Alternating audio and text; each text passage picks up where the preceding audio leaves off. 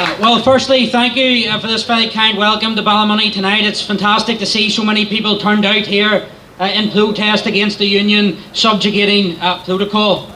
And as we stand here in Ballymoney tonight, make no mistake, we do so under the jackboot of the Irish government and the European Union. We are now second-class citizens within our own country, told that we must accept the demolition of our union and that we must do so with good grace, because otherwise the border might go where it belongs and nationalism might not like that. And you see, that works from the core ethos of this so-called peace process. And the ethos of the peace process is and always has been this: unionism must give and nationalism must get. Well, ladies and gentlemen, we have given enough long ago and we will give no more.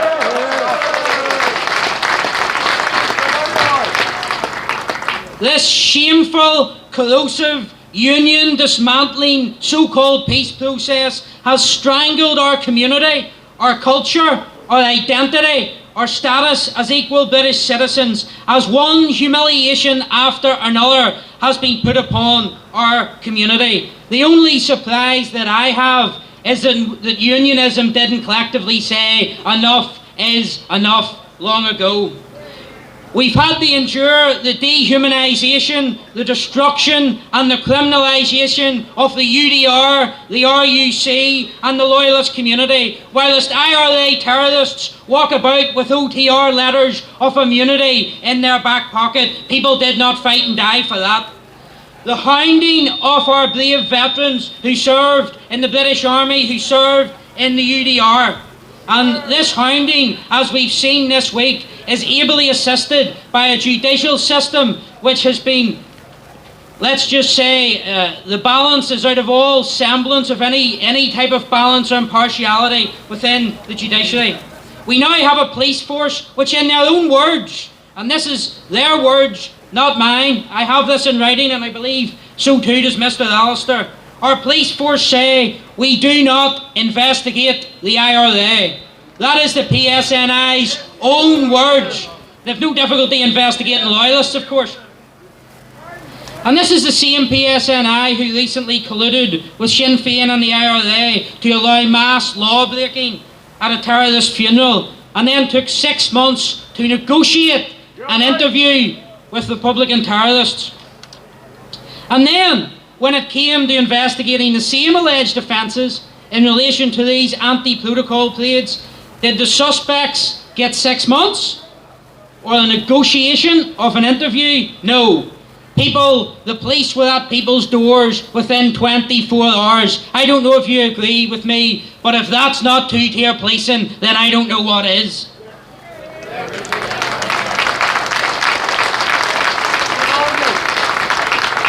And these are just some of the examples, because I'm trying to keep this short. If I listed them all, we'd be here all night. These are just some of the examples of the apparent concessions unionism has been expected to endure in the name of this apparent peace.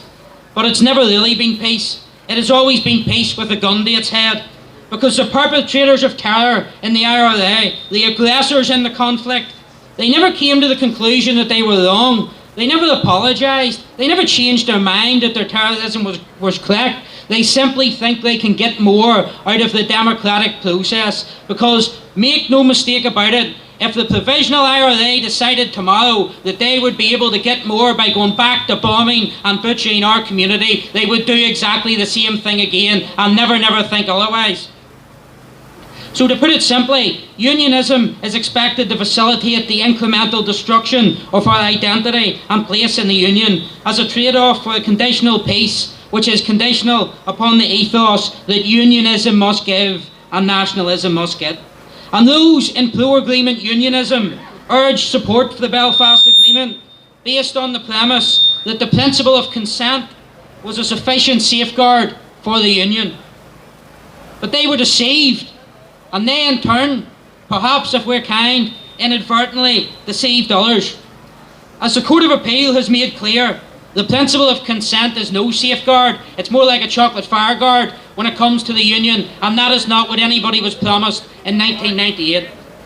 Because you see, when it comes to Northern Ireland's place within the union, you can change everything but the last thing being the final formal transfer of our sovereignty, the handing over of the title deeds, or, as others have aptly put it, including Sir Geoffrey and Jim Allister, you can salami slice the Union, you can cut it off piece by piece, pardon the pun, but so long as the Union remains technically alive, its butchering is somehow permissible.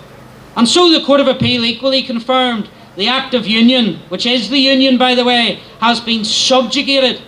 It is under the jackboot of the Northern Ireland Protocol, designed to hold Northern Ireland, to hold us, our community, hostage, slave-like, within an economic United Ireland, expected to participate in a process to facilitate our own destruction.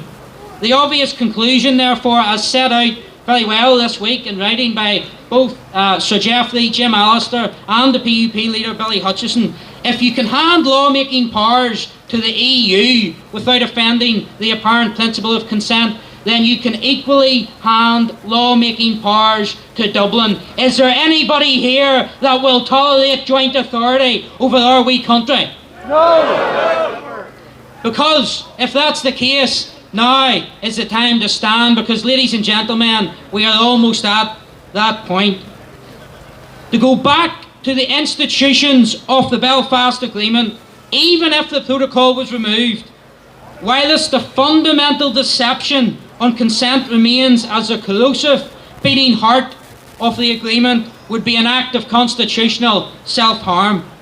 A few weeks ago, a particular Unionist leader said that some of us want to destroy the Belfast Agreement. It's about the only thing he's been right on.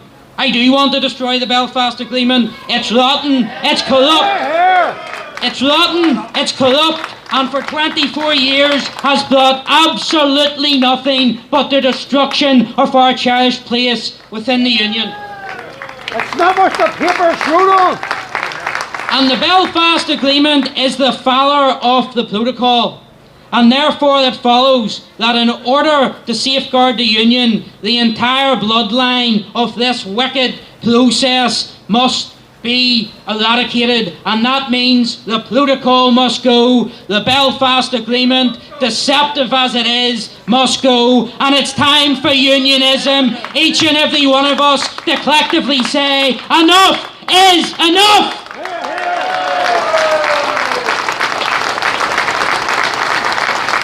And now is not the time for implementing our own destruction via the protocol or the Belfast Agreement.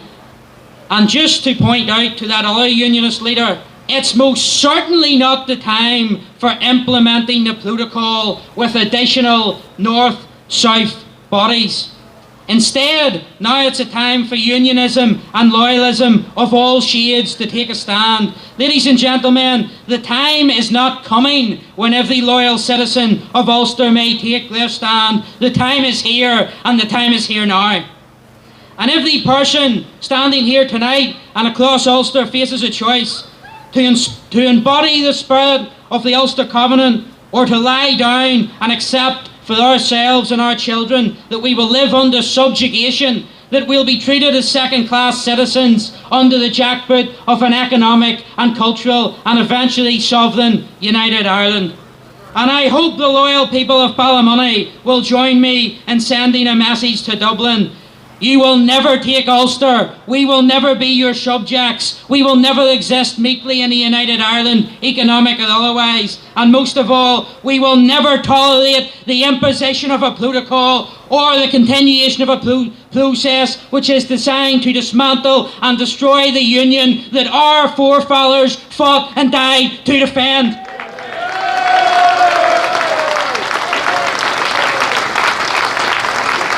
In 1912, a man called Charles Frederick Darcy, later Archbishop of Armagh, stated his church's reason for signing and supporting the Ulster Covenant. He said this: "We hold that no power, not even the British Parliament, has the right to deprive us of our heritage and British citizenship. And that principle remains as true today as it was then. Not even Parliament has the moral authority to take from us which is ours as of our birthright.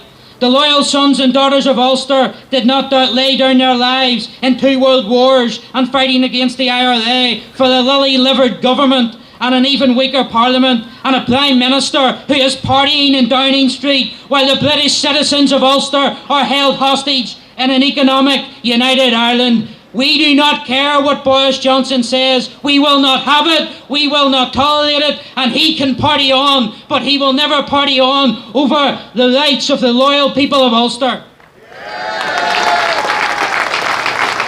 And think about it, ladies and gentlemen. The Irish government that used the threat of IRA bombs to leverage this wicked protocol upon us. And what is our Secretary of State doing? He's having tea and buns and issuing joint statements with the Irish government's meddling aggressor, Simon Coveney. The Irish government come to Northern Ireland and swan around as if they own the place. And it's perfectly legitimate that Unionists and Loyalists exercise a basic right of peaceful protest, and I do emphasise peaceful protest, in order to ensure that Irish government officials will no longer be able to behave as if they have some kind of authority in this part of the United Kingdom, whilst they continue to use the threat of IRA bombs to hold our people hostage. Our Secretary of State, of course, tried to convince us that there wasn't even a border in the Irish Sea. Such treachery, such lies, and such deceit. Those Conservatives who were bombed and murdered in Brighton, Early Neve and others must be turning in their grave when they see the likes of Brandon Lewis selling our precious union slice by slice. So it's time, and I hope the people of Ballymoney agree with me, Brandon Lewis, it's time to go. If he wants to have tea and buns with the Irish government or issue conciliatory statements with his newfound friends in the European Union, then he can do it on his own behalf rather than purporting to speak on behalf of the people of Northern Ireland. And last summer the temperature was lowered because we foolishly, naively trusted the UK government's command paper issued to try and calm Unionist and Loyalist anger. It was a false promise, a clever device to lower the temperature over the marching season. We won't fall for that again. It's time for action by the government, not more words. So here's a message to our own government. Take a lesson from 1912. Loyalty goes both ways. And if you think for 1 minute that we will ever allow you to sell our homeland piece by piece, then you're living in a fool's paradise. And as for the Irish government, you keep your covetous nose out of the internal affairs of our country. Your political meddling is neither wanted nor welcome in this sovereign British territory. This isn't your country, and it's about time you realise that. We aren't your subjects, and we never will be.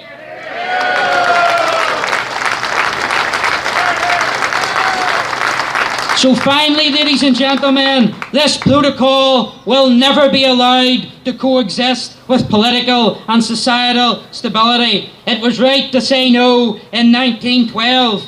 It was right in 1985. It was right in 1998, and by God, it's right now in 2022. And listen carefully to this, and I hope the British government listen to this. The principles set out and the words set out in the Ulster Covenant, all of them remain as valid today as they did then. There is nothing we will not do to defend for ourselves and our children our homeland, which was built upon the blood, sweat and tears of our forefathers. No self-respecting unionist or loyalist is in the mood to listen to Jerry Kelly, the old Billy bomber, telling us to dial down the temperature or dial down the rhetoric. Quite the reverse. It's time to politically fire it up. And the last message tonight, and let them hear you in Dublin. After 24 years of this so-called peace process, our message, the Unionist message, is clear. Enough is enough!